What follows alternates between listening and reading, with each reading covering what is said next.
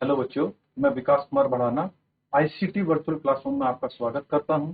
जैसा कि बच्चों आप सभी जानते हैं, आज हमारा क्लास 12 सब्जेक्ट ज्योग्राफी में बच्चे हमारा इकाई 1 अध्याय 1 हमारा जनसंख्या, वितरण, घनत्व, वृद्धि और बच्चे हमारे संगठन। ठीक है, चलिए इसके बारे में हम आज अपना लेक्चर शुरू करते हैं। जनसंख्या बच्चे यानी पॉपुलेशन, ठीक है, जो इसके बारे में हम क्या करेंगे बच्चे, लोग किसी देश के अत्यंत महत्वपूर्ण घटक होते हैं। जो बच्चे हमारे लोग होते हैं किसी भी देश के क्या होते हैं, अत्यंत महत्वपूर्ण क्या होते हैं बच्चे, घटक होते हैं। ठीक है, चलिए भारतीय अपनी 121 करोड़ 2011 की जो बच्चे हमारी जनगणना हुई थी उसके अकॉर्डिंग हमारी पॉपुलेशन कितनी है बच्चे, 121 करोड़। ठीक है, जनसंख्या के साथ चीन के बाद विश्व में दूसरा घनस्तम बसा हुआ देश है बच्चे। ठीक है, तो हमारा कौन सा है बच्चे, जनसंख्या के साथ, जनसंख्या में नंबर में बच्चे दूसरा विश्व का सबसे सघनतम देश है बेटे। ठीक है, चलिए कौन सा देश है बच्चे, दूसरा सघनतम देश है किसमें बच्चे, विश्व में 2011 की जनगणना के अनुसार। भारत की जनसंख्या उत्तरी अमेरिका, दक्षिणी अमेरिका और ऑस्ट्रेलिया को मिलाकर कुल जनसंख्या से भी अधिक है। यानी जो बच्चे तीन हमारे जो देश है, कौन कौन से बच्चे, उत्तरी अमेरिका, दक्षिणी अमेरिका और हमारा ऑस्ट्रेलिया बच्चे, जो ये देश हैं तीन, अगर इनकी जनसंख्या को हम मिलाएं तो भारत की जो जनसंख्या है बच्चे इससे भी ज्यादा है। ठीक है, तो क्या है, इससे भी ज्यादा है। प्राय यह तर्क दिया जाता है कि इतनी बड़ी जनसंख्या निश्चित तौर पर इसके सीमित संसाधनों पर दबाव डालती है। जो बच्चे बड़ी जनसंख्या वाले देश हैं, जो वहां जो जनसंख्या है वो क्या है बच्चे, सीमित संसाधनों पर क्या डालती है, हमारी दबाव डालती है। ठीक है, यानी प्रेशर करती है, यानी एक प्रकार से दबाव डालती है कि संसाधन हमारे ठीक तरीके से वितरण होंगे या नहीं होंगे सभी पे। ठीक है, चलिए, और देश में अनेक सामाजिक आर्थिक समस्याओं के लिए उत्तरदायी है। तो बेटा आपसे पूछा जाएगा जो बढ़ती हुई जनसंख्या है वो देश में किन समस्याओं के लिए उत्तरदायी है, तो आप क्या बताएंगे बेटे, सामाजिक और आर्थिक समस्याओं के लिए क्या है, उत्तरदायी है। ठीक है, चलिए, भारत के विचार से आपको यह अनुभूति होती है, क्या यह केवल एक क्षेत्र है, क्या यह लोगों के सम्मिश्रण को प्रकट करता है। तो बच्चे यह शासन की निश्चित संस्थाओं से के नियंत्रण में रहे लोगों से बसा हुआ एक क्षेत्र है। तो बच्चे आपको भारत के बारे में क्या है, थोड़ा सा विचरण किया गया है, क्या आपको अनुभूति है, मतलब आपको पता है, ठीक है, क्या आपको इस चीज की जानकारी है, ठीक, कि यह केवल एक क्षेत्र है, यह लोगों के सम्मिश्रण को प्रकट करता है। ठीक है बच्चे, क्या यह शासन की निश्चित संस्थाओं के नियंत्रण में रहे लोगों से बसा हुआ एक क्षेत्र है बच्चे। ठीक है, चलिए, इस अध्याय में हम भारत की जनसंख्या के वितरण, प्रतिरूप, घनत्व, वृद्धि और संगठन के बारे में विवेचना करेंगे। ठीक है बच्चे, किन किन के बारे में बच्चे, जो भारत की जनसंख्या का वितरण है बच्चों, हमारा प्रतिरूप है, घनत्व है, वृद्धि है और हमारा संगठन है। ठीक है, इसके बारे में हम क्या करेंगे बच्चे, विवेचना करेंगे, मतलब चर्चाएं करेंगे, इसके बारे में हम पढ़ेंगे, इसके बारे में हम समझेंगे। ठीक है, चलिए, जनसंख्या आंकड़ों के स्रोत। हमारे देश में जनसंख्या के आंकड़ों को प्रति 10 वर्ष बाद होने वाली जनगणना के द्वारा एकत्र किया जाता है। अगर आपसे पूछे कि जनसंख्या के आंकड़ों के स्रोत कहां से हैं बच्चे, तो हमारे देश में प्रत्येक 10 साल में क्या होती है बच्चे, जनगणना होती है। ठीक है, तो ये आंकड़े हमें वहां से प्राप्त होते हैं, जनगणना से। भारत की पहली जनगणना 1872 में हुई थी। यानी बच्चे जो हमारी पहली जनगणना थी वो कब हुई थी बच्चे, 1872 ईस्वी में हुई थी। किंतु पहली संपूर्ण जनगणना, ठीक है, 1881 में संपन्न हुई थी बच्चे। तो आपसे पूछा जाएगा कि भारत की पहली जनगणना कब हुई थी बच्चे, तो आप क्या बताएंगे, 1872 ईस्वी में। अगर आपसे पूछे भारत की पहली संपूर्ण जनगणना कब हुई थी, तो आप कब बताएंगे बच्चे, 1881 में। ठीक है, 1881 में। ठीक, चलिए बच्चे,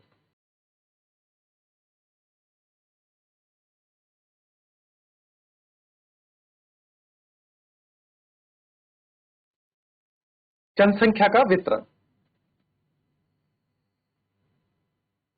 चित्र 1.1 का परीक्षण कीजिए और इस पर दर्शाए गए जनसंख्या के स्थानिक वितरण के प्रतिरूपों के वर्णन करने का प्रयास कीजिए। बच्चे जो हमारा चित्र 1.1 है उसका हमें परीक्षण कीजिए, ठीक है, यानी हमें उसे देखना है, उसका परीक्षण करना है, ठीक है। उस पर जो दर्शाए गए जनसंख्या के स्थानिक जो वितरण है उसके बारे के प्रतिरूपों के बारे में क्या है बच्चे, वर्णन करने का प्रयास कीजिए। यह स्पष्ट है कि भारत में जनसंख्या के वितरण का प्रतिरूप अत्यधिक असम है बच्चे, ठीक है, क्या है, अत्यधिक असम है। देश में राज्यों और केंद्र शासित प्रदेशों का जनसंख्या में प्रतिशत अंश दर्शाता है, ठीक है। जो केंद्र शासित प्रदेश है बच्चे, जनसंख्या में क्या है, प्रतिशत का अंश क्या है बच्चे, उसमें दर्शाता है। कि उत्तर प्रदेश की जनसंख्या सर्वाधिक है बच्चे। कौन से राज्य की जनसंख्या सबसे अधिक है, उत्तर प्रदेश की, ठीक है। इसके पश्चात महाराष्ट्र, बिहार और पश्चिम बंगाल का स्थान आता है बच्चे। तो दूसरे नंबर पे कौन है हमारा, महाराष्ट्र है, तीसरे पे बिहार है और चौथे नंबर पे कौन सा बच्चे, पश्चिम बंगाल है जनसंख्या के मामले में, ठीक है। तो पहले नंबर पे कौन सा राज्य है बच्चे, उत्तर प्रदेश, दूसरे पे महाराष्ट्र, तीसरे पे हमारा बिहार और चौथे नंबर पे पश्चिम बंगाल, ठीक है। चलिए यह बच्चे चित्र 1.1 ये रहा। चलिए इसका अध्ययन करते हैं बच्चे। देखिए बच्चे जो पैमाना माना है वो एक बिंदु बराबर कितना माना है हमारा, 2 लाख व्यक्ति, ठीक है बच्चे। जो एक जो पॉइंट है कितने व्यक्तियों को रिप्रेजेंट करता है बच्चे, हमारा 2 लाख को, ठीक है। चलिए अब यहां देखिए बच्चे, ये हमारा कौन सा है, तो बच्चे एक हमारा यहां से ये, अगर इसमें देखें तो ये हमारा बच्चे जम्मू कश्मीर हो जाएगा, ये हमारा लद्दाख, ठीक है। फिर हमारा हिमाचल प्रदेश, ये हमारा आ जाएगा उत्तराखंड, ठीक है। तो ये देखेंगे बच्चे, जो सबसे ज्यादा आपको दिख रहे होंगे बच्चे, ये हमारा बिहार वाला क्षेत्र है और झारखंड वाला, ठीक है। ये हमारा यूपी और ये हमारा दिल्ली, जो ये आपको ब्लैक डॉट दिख रहा है, ठीक है। तो ये क्या दर्शाता है बच्चे हमें कि कहाँ कितनी जनसंख्या है, ठीक है। सबसे कम जनसंख्या कहाँ है बच्चे, हमारी अरुणाचल प्रदेश में, ठीक है। आई होप आपको ये जो डायग्राम है बच्चे विजिबल होगा, ठीक है। तो ये देखो, तो आपसे पूछा जाए कि सबसे ज्यादा जनसंख्या घनत्व किस राज्य का है, तो बच्चे आप किसका बताएंगे, जो बिहार वाला क्षेत्र है, ठीक है। चलिए क्रियाकलाप। परिशिष्ट क में दिए गए आंकड़ों को देखते हुए भारत के राज्यों और केंद्र शासित प्रदेशों को उनके आकार और जनसंख्या की दृष्टि से व्यवस्थित कीजिए और पता लगाइए बच्चे, ठीक है। ये क्या है, हमारा क्रियाकलाप है। चलिए, विशाल आकार और विशाल जनसंख्या वाले राज्य, जो बच्चे विशाल आकार मतलब एक दिखने में विशाल हो, ठीक है, उसका जो विशाल जनसंख्या मतलब जनसंख्या हमारी ज्यादा हो वाले राज्य और केंद्र शासित प्रदेश, विशाल आकार किंतु लघु जनसंख्या वाले राज्य और केंद्र शासित प्रदेश, अपेक्षाकृत लघु आकार और विशाल जनसंख्या वाले राज्य और केंद्र शासित प्रदेश बच्चे। तो इसमें आपको एक 3 पॉइंट दिए गए हैं, ठीक है। एक कौन कौन से बच्चे, वे राज्य और केंद्र शासित प्रदेश जिनका क्या हो बच्चे, विशाल आकार हो और विशाल जनसंख्या हो, ठीक है। दूसरा पॉइंट है बच्चे हमारा विशाल आकार किंतु लघु जनसंख्या, मतलब बच्चे थोड़ा कम जनसंख्या, ठीक है, विशाल के मुकाबले पे, ठीक है। ऐसा ही हमारा केंद्र शासित प्रदेश, अपेक्षाकृत लघु आकार और विशाल जनसंख्या वाले केंद्र शासित प्रदेश, ठीक है। चलिए तालिका परिशिष्ट कैसे जांच कीजिए कि तमिलनाडु, मध्य प्रदेश, राजस्थान, कर्नाटक और गुजरात के साथ उत्तर प्रदेश, महाराष्ट्र, बिहार, पश्चिम बंगाल और आंध्र प्रदेश की जनसंख्या मिलकर देश की कुल जनसंख्या का 76% है बच्चे। कितना, 76%। जो देश की हमारी टोटल पॉपुलेशन है बच्चे, जो कुल जनसंख्या है भारत की, वो उसका 76% बच्चे जो है वो किन किन राज्यों का है बेटे, किन किन राज्यों में, तमिलनाडु में, मध्य प्रदेश, राजस्थान, कर्नाटक, गुजरात के साथ उत्तर प्रदेश, महाराष्ट्र, बिहार और पश्चिम बंगाल की आंध्र प्रदेश। कि जनसंख्या को मिलाकर बच्चे अगर हम इन राज्यों को जनसंख्या को मिलाएं तो जो पूरा बच्चे हमारा भारत की जनसंख्या है उसका 76% जो जनसंख्या है बच्चे वो इन राज्यों में निवास करती है। ठीक है। दूसरी ओर जम्मू कश्मीर, अरुणाचल प्रदेश और उत्तराखंड जैसे राज्यों की जनसंख्या का आकार इनके विशाल भौगोलिक क्षेत्र के बावजूद अत्यंत छोटा है। ठीक है। जो बच्चे हमारे कौन कौन सा है, जम्मू कश्मीर है, ठीक है, अरुणाचल प्रदेश है और उत्तराखंड है। ठीक है। जो इनका बच्चे जनसंख्या है वो इनके विशाल जो भौगोलिक क्षेत्र है बच्चे उसके अनुसार क्या है, कम है। ठीक है। क्या है, अत्यंत छोटा है। ठीक है। चलिए, भारत में जनसंख्या का ऐसा असम स्थानिक वितरण देश की जनसंख्या और भौगोलिक, सामाजिक, आर्थिक तथा ऐतिहासिक कारकों के बीच घनिष्ठ संबंध प्रकट करता है बच्चे। जो भारत की जनसंख्या का ऐसा असम जो स्थानिक वितरण है बच्चे, वो देश की जो बच्चे हमारे भौगोलिक है, भौतिक, सामाजिक, आर्थिक और ऐतिहासिक जो कारक है बच्चे उनके बीच क्या है, घनिष्ठ संबंध प्रकट करता है। ठीक है। जहां तक भौतिक कारकों का संबंध है, यह स्पष्ट है कि भूविन्यास और जल की उपलब्धता के साथ जलवायु प्रमुख रूप से वितरण के प्रतिरूपों का निर्धारण करती है बच्चे। ठीक है। तो क्या है, जो भूविन्यास है बच्चे और जो जल की उपलब्धता के साथ जलवायु क्या है बच्चे, प्रमुख रूप से। तो आपसे पूछा जाए बच्चे प्रतिरूपों का क्या करती है बच्चे, निर्धारण। ठीक है। चलिए, परिमाण स्वरूप हम देखते हैं कि उत्तर भारत के मैदानी डेल्टाओं और तटीय मैदानों की में जनसंख्या का अनुपात दक्षिणी और मध्य भारत के राज्यों के आंतरिक जिलों, हिमालय, उत्तर पूर्वी और पश्चिमी कुछ राज्यों की अपेक्षा उच्चतर है बच्चे।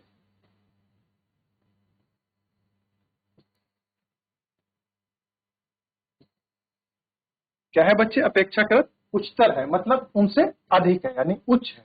ठीक है। चलिए, फिर भी सिंचाई के विकास, खनिज और ऊर्जा संसाधनों की उपलब्धता और परिवहन जाल के विकास के परिमाण स्वरूप उन क्षेत्रों में जो पहले विरल जनसंख्या क्षेत्र थे वे अब जनसंख्या के माध्यम से उच्च संकेंद्रण के क्षेत्र हो गए हैं। ठीक है बच्चे। चलिए, जैसे कि बच्चे सिंचाई के विकास, मतलब राजस्थान में क्या था बच्चे, जो सिंचाई के लिए जल था वो कम है, क्योंकि वहां का क्या है बच्चे, वहां पानी जो है अपेक्षाकृत हमारे यूपी या उत्तराखंड के अपेक्षाकृत क्या है बच्चे, पानी कम है वहां। ठीक है। चलिए, और जो बच्चे ऊर्जा संसाधनों का जो बच्चे झारखंड में के अकॉर्डिंग क्या है बच्चे, कम है। परिवहन जल के विकास, जो प्रायद्वीप बच्चे हमारे राज्यों के परिमाण स्वरूप उन क्षेत्रों को जो पहले विरल जनसंख्या के क्षेत्र थे, मतलब जो बच्चे हमारे कम जनसंख्या वाले क्षेत्र थे, अब वे क्या है इन माध्यमों से उच्च संकीर्ण, मतलब उच्च जनसंख्या वाले राज्य हो गए हैं। ठीक है। चलिए, मतलब वहां क्या है बच्चे, हमारी जनसंख्या बढ़ने लगी है। ठीक है। जो पहले विरल जनसंख्या वाले क्षेत्र थे। जनसंख्या वितरण के सामाजिक, आर्थिक और ऐतिहासिक कारकों में से महत्वपूर्ण कारक स्थायी कृषि का उद्भव। बच्चे, जो हमारे जनसंख्या वितरण के जो सामाजिक, आर्थिक और ऐतिहासिक कारक हैं, से महत्वपूर्ण कारक स्थायी कृषि का उद्भव। जो बच्चे महत्वपूर्ण कारक है वो कौन सा है हमारा,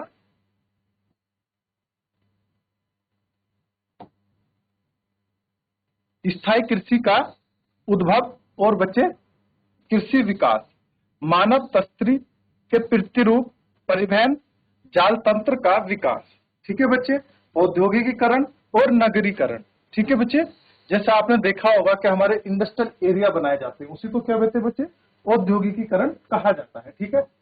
नगरीकरण, जैसे कुछ हमारे आपने देखा होगा आपके पास पड़ोस में पहले एक कस्बा था, वो धीरे धीरे धीरे उसमें जनसंख्या बढ़ी, उसमें हमारे क्या है बच्चे, जो संसाधन है वो बढ़ने लगे, तो क्या हो गया, धीरे धीरे क्या हो गया बच्चे, वो हमारा नगर में परिवर्तित हो गया। ठीक है। पहले वहां क्या था बच्चे, हमारा ग्राम पंचायत थी, वहां नगर पालिका आ गई। ठीक है। तो धीरे धीरे क्या है बच्चे, हमारा नगरीकरण हो रहा है। ठीक है। चलिए, कि भारत के नदीय मैदानों और ऐसा देखा गया है कि भारत के नदीय मैदानों और तटीय क्षेत्रों में स्थित प्रदेश सदैव ही विशाल जनसंख्या सांद्रण वाले प्रदेश रहे हैं। ठीक है बच्चे। यद्यपि इन प्रदेशों में जमीन और जल जैसी प्राकृतिक संसाधनों में उपयोग के कारण निम्नीकरण हुआ है बच्चे। जो बच्चे हमारे प्राकृतिक संसाधनों का उपयोग है वो क्या हुआ है बच्चे, निम्नीकरण हुआ है। फिर भी मानव बस्ती के आरंभिक इतिहास और परिवहन जाल तंत्र के विकास के कारण जनसंख्या का सांद्रण क्या है बच्चे, उच्च बना हुआ है।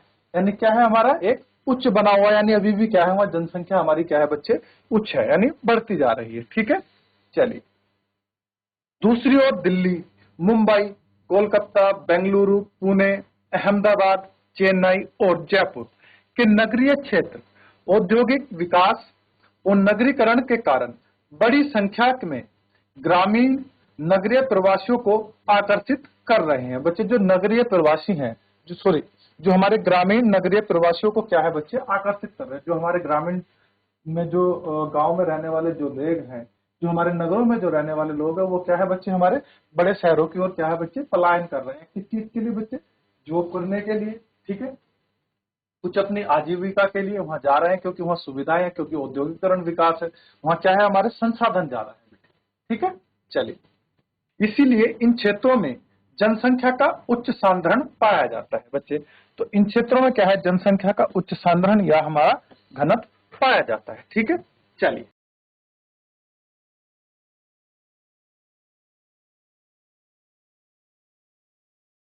जनसंख्या का घनत्व बेटे, ठीक है, जिसको हम क्या कहते हैं बच्चे, डेंसिटी। ठीक है। चलिए जनसंख्या के घनत्व को प्रति इकाई क्षेत्र में व्यक्तियों की जनसंख्या द्वारा अभिव्यक्त किया जाता है बच्चे।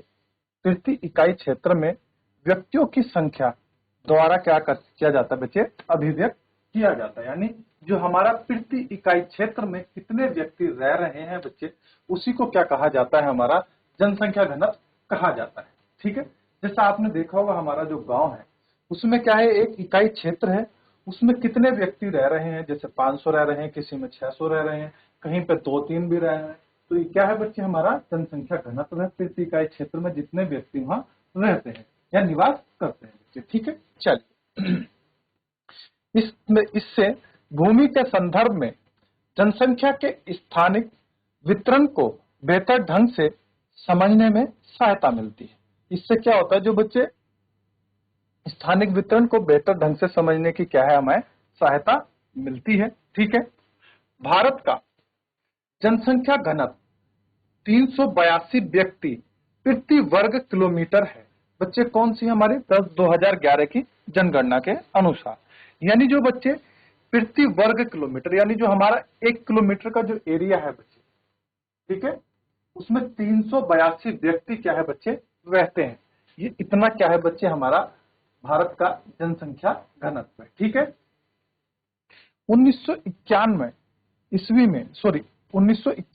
में जनसंख्या का घनत्व 117 व्यक्ति प्रति वर्ग किलोमीटर से बढ़कर 2011 में 382 व्यक्ति प्रति वर्ग किलोमीटर होने से विगत 50 वर्षों में 200 व्यक्ति प्रति वर्ग किलोमीटर से अधिक की उत्तरोत्तर वृद्धि हुई है बच्चे।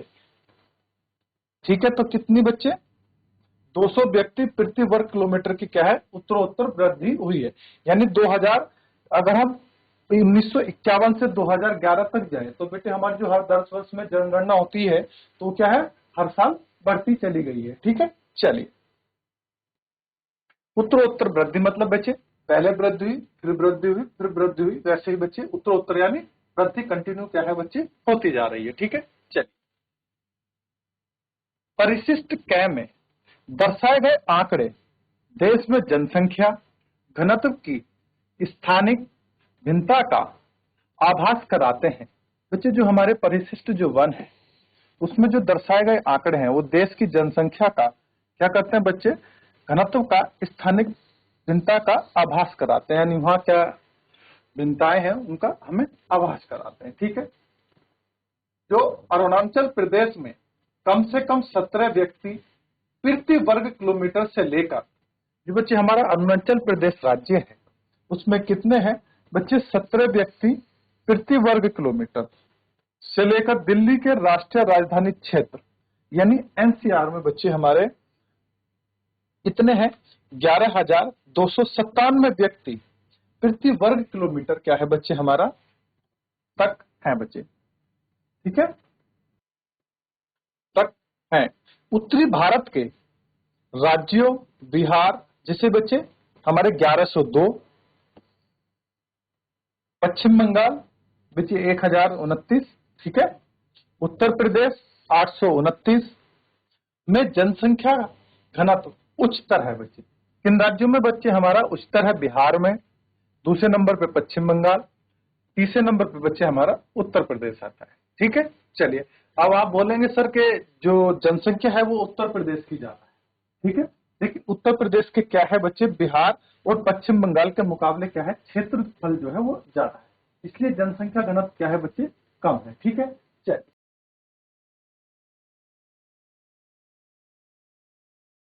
जबकि प्रायद्वीप भारत के राज्यों में केरल 859, ठीक है, और तमिलनाडु 555 में उच्चतर घनत्व पाया जाता है। बच्चे अगर आपसे पूछे जाए जो प्रायद्वीपीय भारत है, जो हमारा बच्चे नीचे वाला भारत है जो आपको दिखता है ये वाला, ये हमारा बच्चे प्रायद्वीपीय भारत कहलाता है नीचे का। ठीक है, चलिए तो इसमें जैसे केरल राज्य है और हमारा तमिलनाडु में क्या है बच्चे, उच्चतर घनत्व पाया जाता है, यानी अधिक घनत्व पाया जाता है। आपसे पूछा जाएगा जो प्रायद्वीपीय जो भारत है बच्चे, उनके कौन से राज्यों में उच्चतर जनसंख्या घनत्व पाया जाता है, तो आप कौन कौन से राज्य बताएंगे, केरल और हमारा तमिलनाडु। ठीक है, चलिए बच्चे असम, गुजरात, आंध्र प्रदेश, हरियाणा, झारखंड, उड़ीसा के मध्यम घनत्व पाया जाता है बच्चे।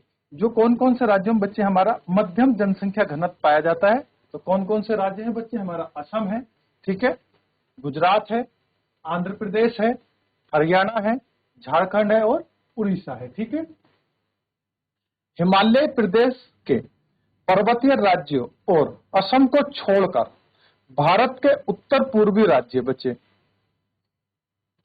में अपेक्षाकृत निम्न क्या है बच्चे, हमारा घनत्व है। ठीक है, जो हमारे उत्तर पूर्वी राज्य हैं बच्चे, अगर हम किन्हें हिमालय जो पर्वत है और असम को छोड़कर जो भारत के उत्तर पूर्वी राज्य जो बच्चे हमारे नॉर्थ ईस्ट राज्य हैं, अपेक्षाकृत निम्न घनत्व, मतलब वहां क्या है, हमारा जो घनत्व है बच्चे वो कम है। ठीक है, चलिए जबकि अंडमान और निकोबार द्वीप को छोड़कर केंद्र शासित प्रदेशों में जनसंख्या घनत्व में उच्च घनत्व पाया जाता है बच्चे। तो अगर आपसे पूछे जो केंद्र शासित प्रदेश है उसमें जनसंख्या घनत्व कहाँ कम है बच्चे, तो हमारा अंडमान निकोबार द्वीप में, ठीक है, और अधिक किसमें है बच्चे, हमारा दिल्ली में है। ठीक है, चलिए